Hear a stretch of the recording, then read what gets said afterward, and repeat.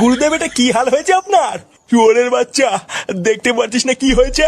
বাড়া 3-4টে ছেলে আমার ক্যাম্পে ঢুকে আমাকে ঠাপিয়ে দিয়ে গেল। তুই কি বাড়া বাইরে দাঁড়িয়ে দাঁড়িয়ে বাল ছিঁচিলিস নাকি রে? মানে গুরুদেব, আমি অনেক চেষ্টা করেছিলাম ঠেকানোর, কিন্তু পারিনি। তা কি করে পারবি?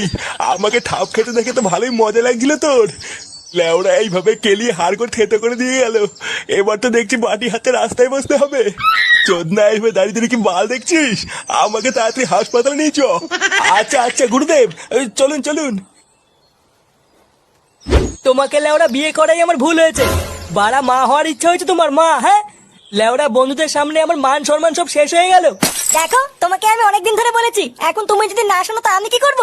কি করবে মানে? তাই বলে কি ভস্রী বাবার কাছে যেতে হবে নাকি? বাড়া তোমাকে আমি ডিভোর্স দেবো, ডিভোর্স। এই কি হয়েছে রে পল্টু? বৌমার সাথে ওইভাবে ঝগড়া করছিস কেন? দেখো বাবা, তুমি যেটা জানো না সেটা নিয়ে কথা বলবা না। এটা আমার আর ওর ব্যাপার, তুমি যাও এখান থেকে। কি হয়েছে? কি বললি? যত বড় মুখ নেই তত বড় কথা, মেরে তোর মুখ ভেঙে দেবো। কোনো কাজকর্মের বেলায় নেই, ইনকামের বেলায় নেই, আবার বইয়ের উপরে গরম। আর একবার যদি শুনি তুই বৌমার সাথে ঝগড়া করেছিস, তাহলে তোর কপালে কষ্ট আছে, বলে দিলাম। তোমার জন্য বাড়া আজকে বাবাও আমাকে উল্টো পাল্টা কথা বলে গেল। লেওরা তোমাকে তো আমি ডিভোর্স দেবই, এই বলে গেলাম।